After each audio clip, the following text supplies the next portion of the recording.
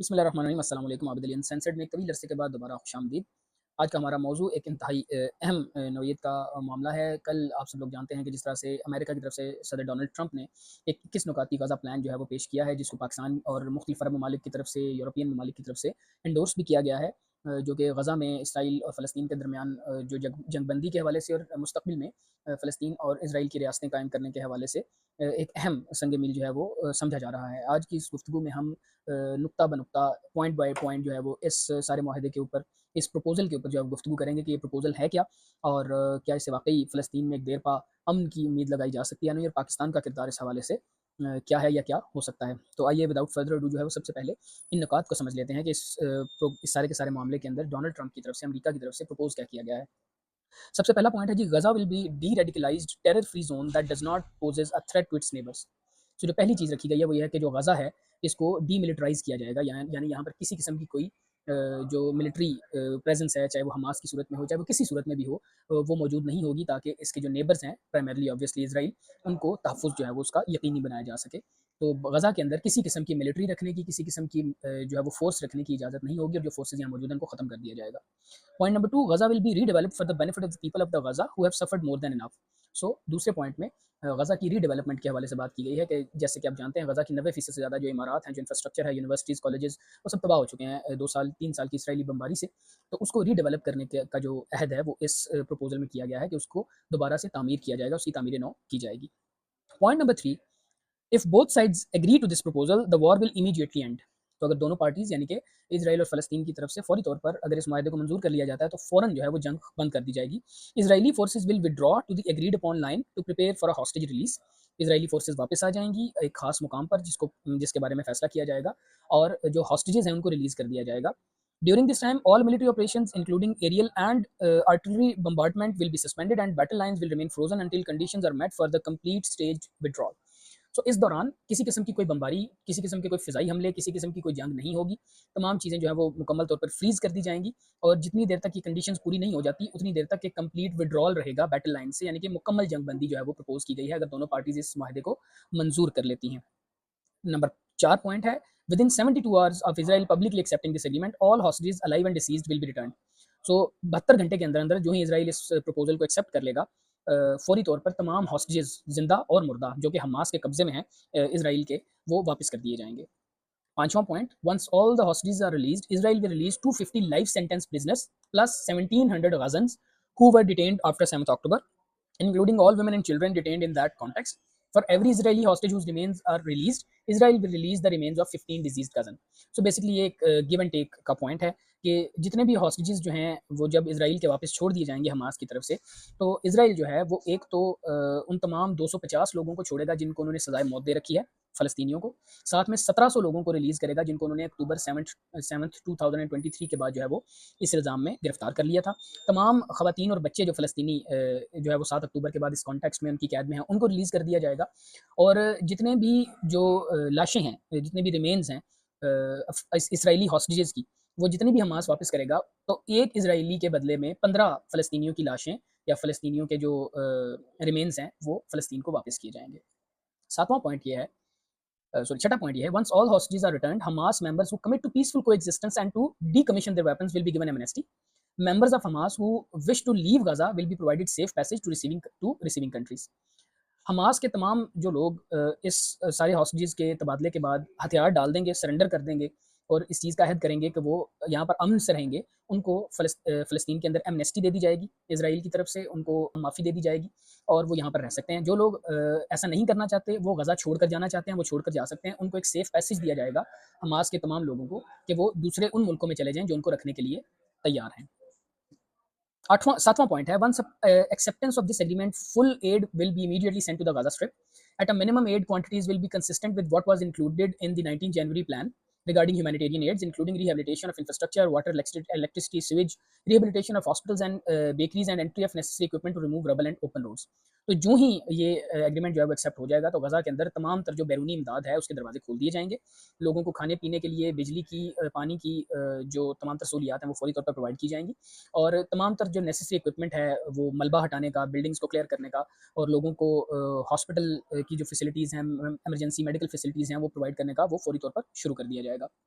8वां point है, entry of distribution and aid in Gaza Strip will proceed without interference from the two parties through the United Nations and its agencies and the Red Crescent. In addition to other international institutions not associated in any manner with either party, opening of the Rafah crossing in both directions will be subject to the same mechanism implemented under 19th January Agreement. सो ये जो जितनी भी add पहुंचाई जाएगी वो कह रहे हैं कि ये अक़वाम मुत्तहिदा और उसकी एजेंसीज़ के थ्रू भेजी जाएगी, रेड क्रिसेंट के थ्रू भेजी जाएगी, और इसराइल और फ़लस्तीन या हमास इन दोनों की पार्टीज़ का इसमें कोई रोल नहीं होगा। ये सारा का सारा जो एड पहुंचाने का अमल है वो थर्ड पार्टीज़ करेंगी, जिसमें इंटरनेशनल कम्युनिटी भी शामिल होगी, अक़वाम मुत्तहिदा की एजेंसीज़ वगैरह भी शामिल होंगी। इसी तरह से जो रफ़ा की क्रॉसिंग है, जो बॉर्डर है, उसको भी खोल दिया जाएगा इसी एग्रीमेंट के तहत। नवा पॉइंट है जो कि डोनाल्ड ट्रंप की तरफ से दिया गया है, वो ये है, और ये बहुत इंपॉर्टेंट और बहुत कंट्रोवर्शियल बात भी है, इसके ऊपर इंशाल्लाह हम पॉइंट बाय पॉइंट आगे चल के बात तो करेंगे ही। Gaza will be governed under the temporary transitional government of technocratic apolitical Palestinian committee responsible for delivering the day-to-day running of public services and municipalities for the people in Gaza. This committee will be made up of qualified Palestinians and international experts with oversight and supervision by the new international transition body, the Board of Peace, which will be headed and chaired by President Donald J. Trump himself, with other members and heads of state to be announced, including former Prime Minister Tony Blair. This body will set the framework and handle the funding of the redevelopment of Gaza until such times as the Palestinian Authority has completed its reform program as outlined in the various proposals, including President Trump's peace plan in 2020 and the Saudi-French proposal, and can securely and effectively take back control of Gaza. This body will call on best international standards to create modern and efficient government that serves the people of Gaza and is conducive to attracting investment. So बुनियादी तौर पर कहा जा रहा है कि ये सारा मामला जो ही होगा तो गजा को एक ऐसी नॉन पॉलिटिकल टेक्नोक्रेटिक गवर्नमेंट, अबूरी हुकूमत के अंडर दे दिया जाएगा, जिसमें फ़लस्तीनी शामिल होंगे, क्वालिफाइड फ़लस्तीनी शामिल होंगे, और ये क्वालिफिकेशन का फैसला ज़ाहिर सी बात है अमेरिका करेगा। और इस सारी के सारी जो कमेटी है, इसको नाम दिया गया है बोर्ड ऑफ पीस का, यानी कि गजा का कंट्रोल बोर्ड ऑफ पीस नामी एक कमेटी जो है वो संभाल लेगी, जिसको डायरेक्टली चेयर कर रहे होंगे डोनाल्ड ट्रंप साहब खुद, और उसके अंदर मुख्तलिफ ममालिक के सरबराहान और नुमाइंदे शामिल होंगे, जिनका ऐलान बाद में किया जाएगा। लेकिन एक ऐलान अभी कर दिया गया है, और वो बरतानिया के साबिक वज़ीर आज़म टोनी ब्लेयर साहब हैं। वही टोनी ब्लेयर साहब जो इससे पहले इराक में 1 मिलियन से ज़्यादा मुसलमानों का कत्लेआम कर चुके हैं। साथ ही साथ फ़लस्तीनियों को, या फ़लस्तीनी जो पैलेस्टीनियन अथॉरिटी है, उसको एपॉलिटिकल कहा गया है कि वो कोई सियासत नहीं करेंगे और वो अपने आप को रिफॉर्म करेंगे, वो एक अपने आप को उस अंदाज में ढालेंगे जिस तरह से अमेरिका ने उनको पहले प्रपोजल्स में कह रखा है, और जब वो इस काबिल हो जाएंगे कि वो गजा का कंट्रोल संभाल सकें, तो ये सारा का सारा मामला जो है गजा के, वो उनके कंट्रोल में दे दिए जाएंगे। तब तक, और इसमें कोई टाइम स्पेसिफाई नहीं किया गया, तब तक ये तमाम तर इलाका जो है वो इस बोर्ड ऑफ पीस के अंदर जो है वो काम करेगा। 10वां पॉइंट है, Trump's economic development plan to rebuild and energize Gaza will be created by convening a panel of experts who have helped birth some of the thriving modern miracle cities in the Middle East. Many thoughtful investment proposals, exciting development ideas have been crafted by well-meaning international groups and will be considered to synthesize the security and governance framework to attract and facilitate these investments that will create jobs, opportunities and the hope for the future of Gaza. So, जो rebuilding है Gaza की, वो ऐसी companies के through करवाई जाएगी।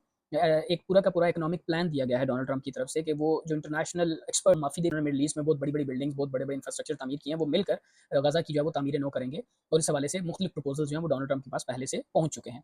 11वां point है, a special economic zone will be established with preferred tariff and access rates to be negotiated with participating countries.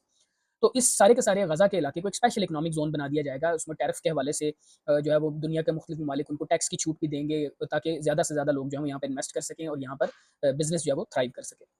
12वां point है, no one will be forced to leave Gaza and those who wish to leave will be free to do so and free to return. We will encourage people to stay and offer them the opportunity to build a better Gaza. तो जो एक पहले शुरू में Netanyahu की तरफ से और अमेरिका की तरफ से एक प्लान दिया गया था जी कि गाजा से गाजा वालों को निकाल दिया जाएगा और सब लोगों को जो है वो नेबरिंग कंट्रीज में भेज दिया जाएगा, उसको जो है वो यहाँ पर रिफ्यूट किया गया है कि हम किसी को यहाँ से गाजा छोड़ने के लिए मजबूर नहीं करेंगे। जो अपनी मर्जी से जाना चाहता है वो जा सकता है, और वापस आना चाहता है तो वापस भी आ सकता है। 13वां पॉइंट है कि हमास जो है उसका कोई रोल नहीं होगा इन गवर्निंग ऑफ गाजा। हमास मुकम्मल तौर पर डायरेक्टली इनडायरेक्टली किसी फॉर्म में भी गजा या फ़लस्तीन के साथ कोई ताल्लुक नहीं रखेगा। तमाम मिलिट्री या टेरर एंड ऑफेंसिव इंफ्रास्ट्रक्चर, चाहे वो टनल्स हों, चाहे वो वेपन प्रोडक्शन हो फैसिलिटी, वो सब कुछ डिस्ट्रॉय कर दिया जाएगा और उसकी कोई दोबारा तामीर नहीं होगी, ताकि गजा को डीमिलिटराइज किया जा सके under the independent monitors which will include placing weapons permanently beyond use through an agreed upon process of decommissioning and supported by an internationally funded buyback and reintegration program, all verified by the independent monitors. New Gaza will be fully committed to building a prosperous economy and peaceful coexistence with its neighbors, obviously Israel. So गजा के अंदर से Hamas को बिल्कुल minus zero सिफर कर दिया जाएगा, Hamas की कोई एग्जिस्टेंस फ्यूचर गजा में नहीं होगी। 14वां पॉइंट है, a guarantee will be provided by the regional partners to ensure that Hamas and the factions comply with the neighboring and the new Gaza poses no threat to the neighbors and its people. तो जो guarantee है वो किससे मांगी जा रही है? Regional partner से, यानी कि जो मिडिल ईस्ट में अरब ममालिक हैं, जिसमें इजिप्ट है, जॉर्डन है, जिसमें कतर है, जिसमें सऊदी अरेबिया है, ये सारे मुल्क मिलकर इस चीज़ की गारंटी करेंगे कि हमास दोबारा से कभी भी फ़लस्तीन या गजा के मामलात में इंटरफेरेंस नहीं करेगा। 15वां पॉइंट है, United States will work with Arab and international partners to develop a temporary international stabilisation force ISF। यानी कि अरब ममालिक के साथ मिलकर अमेरिका एक जो है वो टेम्परेरी लेवल पर जो है एक इंटरनेशनल स्टेबलाइजिंग फोर्स बनाएगा जो कि गजा के अंदर इमीडिएटली डिप्लॉय कर दी जाएगी। जो ISF है यानी कि इंटरनेशनल स्टेबलाइजेशन फोर्स जो है ये ट्रेन करेगी, प्रोवाइड करेगी फ़लस्तीनियन लोगों को ताकि वो अपनी खुद की एक पुलिस फोर्स बना सकें। और इस मामले में उर्दन और इजिप्ट यानी कि उर्दन और मिस्र, जॉर्डन और इजिप्ट जो हैं वो उनको गाइड करेंगे, उनको जो है वो फैसिलिटेट करेंगे, उनकी ट्रेनिंग करेंगे क्योंकि उनके पास बज़ाहिर बड़ा एक्सटेंसिव एक्सपीरियंस है इस चीज़ का। जो ये फ़ोर्स होगी ये लॉन्ग टर्म इंटरनल सिक्योरिटी को का सॉल्यूशन होगी। जो ISF है ये इज़राइल और इजिप्ट के साथ मिलकर काम करेगी ताकि बॉर्डर्स को सिक्योर किया जा सके, हमास को बाहर रखा जा सके और नई पैलेस्टीनियन पुलिस फ़ोर्स को ट्रेन किया जा सके। साथ ही साथ ये भी जो है यहाँ पर इंश्योर किया जाएगा कि दोनों पार्टीज़ जो हैं वो फ़ौरी तौर पर एक ऐसा मैकेनिज़्म डेवलप करेंगी जिससे डीकॉन्फ्लिक्शन हो ताकि आपस में कोई इनके दरमियान में चीज़ें जो है वो कॉन्फ्लिक्ट की स्टेज पर दोबारा ना जाएँ। 16वां पॉइंट है इज़राइल विल नॉट ऑक्यूपाई और एनेक्स गाज़ा। इज़राइल गाज़ा पर कब्ज़ा नहीं करेगा, उसके ऊपर उसको अपने मुल्क का इज़राइल का हिस्सा नहीं बनाएगा। As the ISF establishes control and stability, the IDF forces will withdraw based on standards, milestone and time frame linked to demilitarization that will be agreed upon between the IDF and ISF, the guarantors and the United States. सो जब ISF यानी कि international stabilisation force बन जाएगी तो जो IDF है जो Israel की डिफेंस फोर्सेज हैं या इसराइल की फौज है वो गजा को खाली कर देगी और सारे का सारा इंतजाम ISF के हाथ में दे दिया जाएगा। लेकिन ये कैसे होगा, इसके स्टैंडर्ड्स क्या होंगे, माइलस्टोन क्या होंगे, टाइम फ्रेम क्या होगा, कब होगा, ये बाद में डिसाइड होगा। दोनों ISF और IDF मिलकर आपस में ये डिसाइड करेंगे और अमेरिका की मर्जी के साथ इसमें जो है वो सारा मामला शामिल होगा। जो IDF है वो गजा का तमाम तर जो टेरिटरी का कंट्रोल है वो ISF को हैंड ओवर कर देगा एक एग्रीमेंट के थ्रू और कंप्लीटली गजा से विड्रॉ कर लेगा ताकि एक सिक्योरिटी पैरामीटर जो है वो इंश्योर किया जा सके और जो गजा के लोग हैं वो प्रॉपरली सिक्योर हों फ्रॉम एनी टेरर एक्टिविटीज़। 17वां पॉइंट है हमास अगर इस प्रपोजल को एग्री नहीं करता, अगर इस प्रपोजल को एक्सेप्ट नहीं करता तो तमाम ऊपर कई चीज़ें हैं including the scaled up aid operation it will proceed in the terror free areas handed over to the IDF टू द ICF।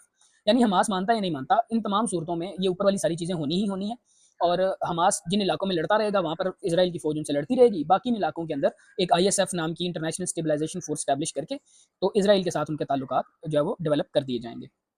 18वां पॉइंट है कि डोनाल्ड ट्रंप साहब मिडल ईस्ट के अंदर एक इंटरफेथ डायलॉग यानी कि बैनुल मज़ाहिब डायलॉग स्टार्ट करेंगे ताकि जो मुख्तलिफ मज़ाहब के लोग हैं, सिख क्रिश्चियंस हैं, मुसलमान हैं, यहूदी हैं, वो आपस में टॉलरेंस और पीसफुल तरीके के साथ एक दूसरे के साथ रहना सीख सकें फ्यूचर में। 19वां पॉइंट है कि जब गज़ा रीडेवलप हो जाएगा और जब ये तमाम जो प्रोग्राम है वो फेथफुली जो है वो बन जाएगा, कैरिड आउट हो जाएगा तो उसके बाद एक क्रेडिबल तरीका निकल आएगा कि हम फ़लस्तीन को एक आज़ाद सेल्फ डिटरमिन्ड रियासत के तौर पर जो है वो तस्लीम कर लें और उसको एक रियासत का दर्जा दे दिया जाए जिसको बाद में जो फ़लस्तीनी लोग हैं उनकी ख्वाहिश के मुताबिक एक इंटरनेशनल स्टैंडर्ड्स के मुताबिक पैलेस्टीनियन स्टेट का दर्जा दे दिया जाएगा। 20वां और आखिरी पॉइंट है कि यूनाइटेड स्टेट्स एक डायलॉग बिल्ड करेगा बिटवीन इसराइल एंड पैलेस्टीनियंस ताकि वो एग्री करें कि वो एक पीसफुल और प्रॉस्परस को एग्जिस्टेंस के होराइजन में आपस में एक दूसरे के साथ रहेंगे। तो ये वो 20-21 नुकाती एजेंडा है जो डोनाल्ड ट्रंप की तरफ से पेश किया गया है। अब इसके ऊपर 2 से 3 बड़ी इंपॉर्टेंट चीज़ें हैं। नंबर 1, इस सारे के सारे माहदे के अंदर इसराइल की तरफ से जो कुछ भी डिमांड किया गया है वो सब कुछ उनको दे दिया गया है। याद रखिएगा कि ये जो माहदा है ये डोनाल्ड ट्रंप या अमेरिका ने बैठकर नहीं बनाया। नेतन्याहू ने खुद अपनी तकरीर में कहा है कि उन्होंने डोनाल्ड ट्रंप के साथ मिलकर बैठकर इसराइल की मर्जी से इस माहदे का ड्राफ्ट जो है वो तैयार किया है। सो पहली बात तो ये कि इस माहदे के तहत इसराइल को तमाम तर फतह जो है वो दे दी गई है और फ़लस्तीनियों को 3 साल तक 65,000 शहादतों के बाद जो है वो बहुत बुरे तरीके से जो है वो मार्जिनलाइज़ कर दिया गया है इस सारे के सारे प्रपोज़ल के अंदर। नंबर 2, जो हमास है, जो कि एक बाकायदा पार्टी, बाकायदा फ़रीक है पैलेस्टीनियंस की तरफ से, उसको मुकम्मल तौर पर माइनस कर दिया गया है। उसकी कोई राय नहीं है और उसको फ्यूचर में भी माइनस कर दिया गया है। मुकम्मल तौर पर डीमिलिटराइज़ भी करने का कह दिया है, उनसे असलहा भी लेने का कह दिया है और उनको फ्यूचर में भी कोई जगह नहीं दी गई। हमास ने इस मुआहदे को फौरी तौर पर रिजेक्ट कर दिया है क्योंकि हमास का कहना यह है कि जो गजा में पिछला इलेक्शन हुआ था उसके अंदर फ़लस्तीन के लोगों ने हमास को वोट देकर अपना इलेक्टेड रिप्रेजेंटेटिव जो है वो इलेक्ट कर रखा है, तो आप उनको कैसे इस सारे अमल से बाहर कर सकते हैं। फिर यहाँ ये भी कहा गया कि हमास मानता है या नहीं मानता, हर सूरत में यही मुआहदा जो है वो अप्रूव होगा और यही मुआहदा जो है वो एक्सेप्ट कर लिया जाएगा। फिर दूसरी तरफ से ये भी कहा गया है कि जो बुनियादी तौर पर ये सारे का सारा मामला है ये अमेरिका जो है वो इसको हेड करेगा। यहाँ तक कि जो बोर्ड ऑफ पीस बनाया जा रहा है डोनाल्ड ट्रंप ने खुद ही अपने आप को उसका चेयरमैन भी बना दिया है। सो इस सारे के सारे मामले में फ़लस्तीनियों की कोई राय नहीं है।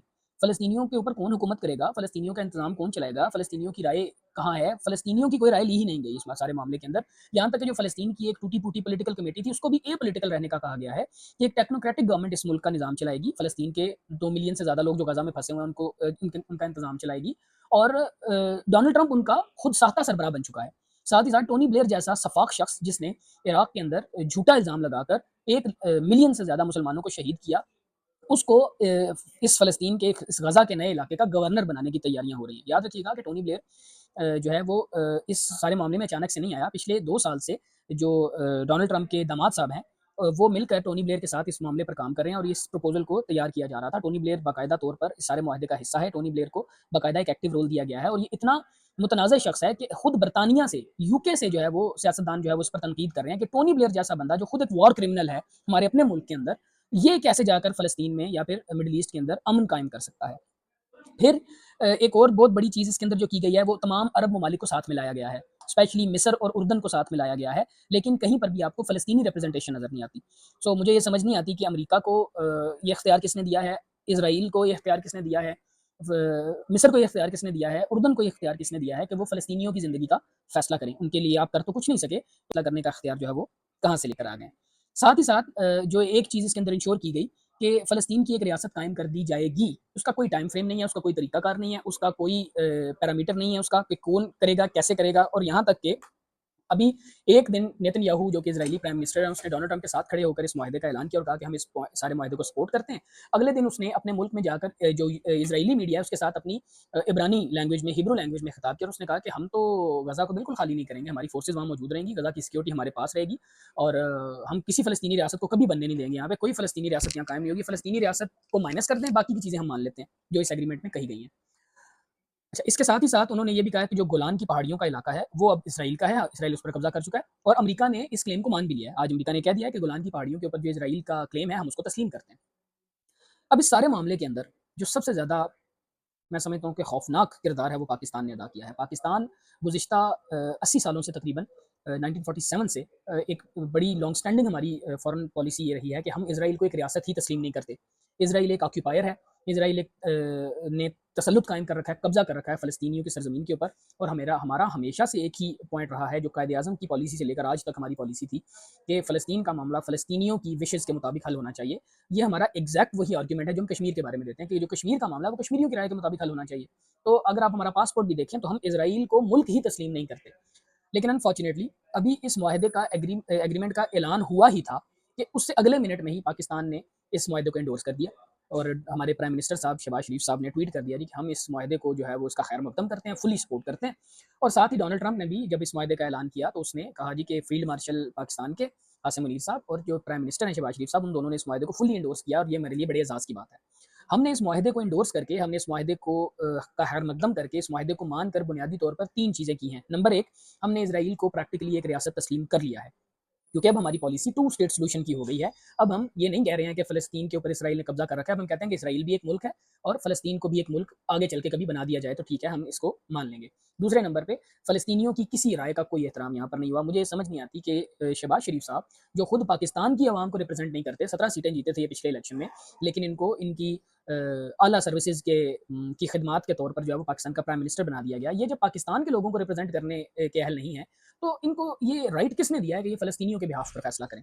फ़लस्तीन ने तो पाकिस्तान से कोई ऐसी रिक्वायरमेंट या कोई डिमांड नहीं की या फिर पाकिस्तान को कोई ऐसा मैंडेट नहीं दिया फ़लस्तीन के लोगों ने कि भाई साहब पाकिस्तान आप हमारे बिहाफ़ पर जाकर अमेरिका से मुज़ाकरात करें। तो हम ख़ाम-ख़ाह में जो है वो किस चक्कर में फ़लस्तीन जो है वो इज़राइल को या अमेरिका को हैंड ओवर करने के चक्करों में लगे हुए हैं।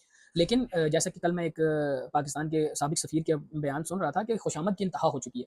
हम मरे जा रहे हैं डोनाल्ड ट्रंप को ना सिर्फ़ ये कि नोबेल प्राइज़ दिलाने के लिए, बल्कि हम कुछ भी कर गुज़रने को तैयार हैं सिर्फ़ और सिर्फ़ अमेरिका और डोनाल्ड ट्रंप की खुशनुदी हासिल करने के लिए। यहाँ तक कि हमने अपनी फ़ॉरेन पॉलिसी तक बदल के रख दी है।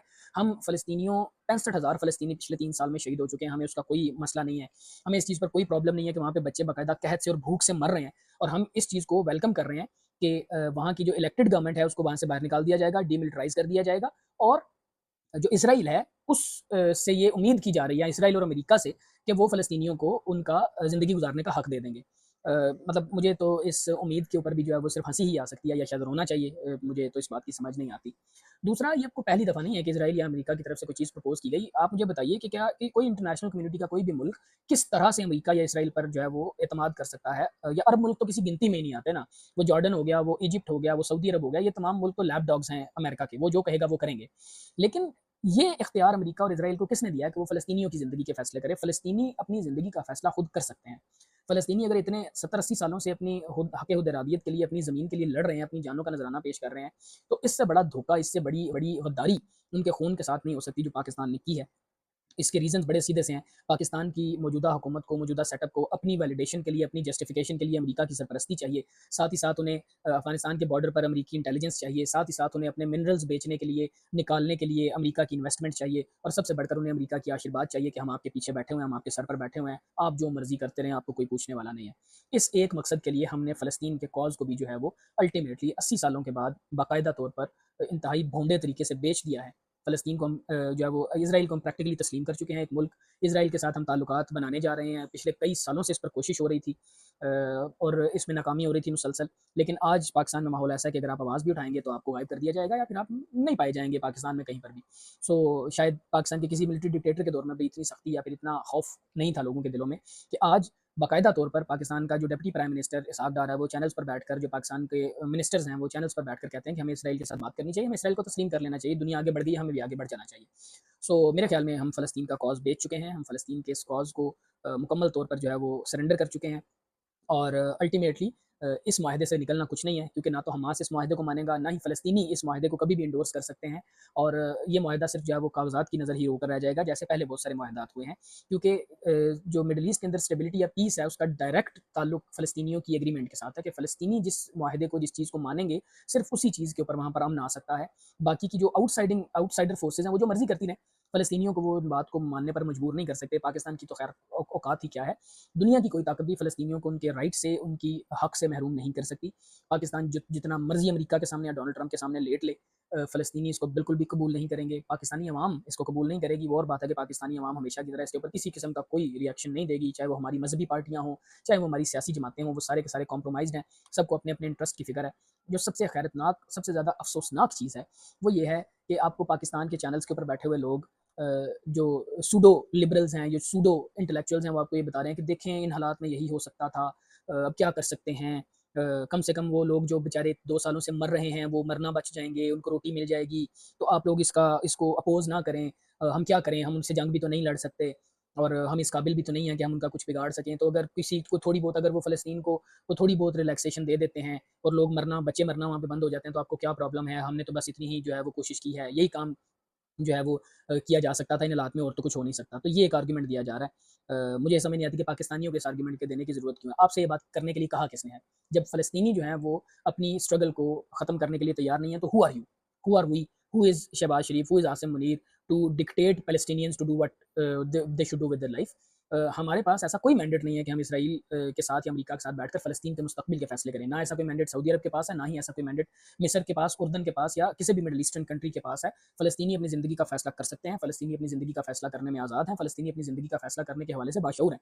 तो हमें उनका मामा-चाचा बनने की बिल्कुल कोई ज़रूरत नहीं है। हमने इंतहाई भोंडे तरीके से फ़लस्तीन का मुकद्दमा जो है वो उसको डिरेल किया है। फ़लस्तीनियों के साथ गद्दारी की है, फ़लस्तीनियों के साथ अपनी 80 साला जो हमारी एक लॉन्ग स्टैंडिंग कमिटमेंट थी, हमने उसको ब्रीच किया है, हमने उसको तोड़ा है। और मेरे ख़्याल में मुस्तक़बिल करीब में ही हमें इसके असरात जो हैं वो नज़र आना शुरू हो जाएँगे, और इसके असरात सबसे पहले आपको कश्मीर पर नज़र आएँगे, क्योंकि कश्मीर और फ़लस्तीन एक-दूसरे के साथ बिल्कुल ऐसे जुड़े हुए हैं। अगर आपने फ़लस्तीन के ऊपर ये कॉम्प्रोमाइज़ कर लिया है, तो बहुत जो है वो जल्द ही मुस्तक़बिल करीब में ही आप कश्मीर के ऊपर भी ऐसा एक एग्रीमेंट होता हुआ, कश्मीर के ऊपर भी आप एक ऐसी कॉम्प्रोमाइज़ होता हुआ देखेंगे, जिसमें कश्मीर को भी आप हमेशा के लिए जो है वो सरेंडर कर देंगे। ये अभी तक का जो मुजवज़ा प्लान था डोनाल्ड ट्रंप का, उसके हवाले से थोड़ी-सी तफ़सील और उसके ऊपर एक हल्का-फुल्का सा एनालिसिस था जो आपके सामने आज रखा है। अगर आपके इसके हवाले से कोई सवाल हो, कोई कमेंट्स हों, तो उनको कमेंट सेक्शन में ज़रूर बताइएगा, और अगर आप इस हवाले से मज़ीद कोई गुफ्तगू जो है वो सुनना चाहते हैं, तो उसका इज़हार भी कीजिए। चैनल को सब्सक्राइब ज़रूर कर लीजिएगा। इंशाल्लाह जल्द ही करंट अफ़ेयर्स के किसी और मौज़ू के साथ, एक मुफ़स्सिल बहस के साथ, तज्ज़िये के साथ आपकी खिदमत में दोबारा हाज़िर होऊँगा। तब तक के लिए अल्लाह हाफ़िज़।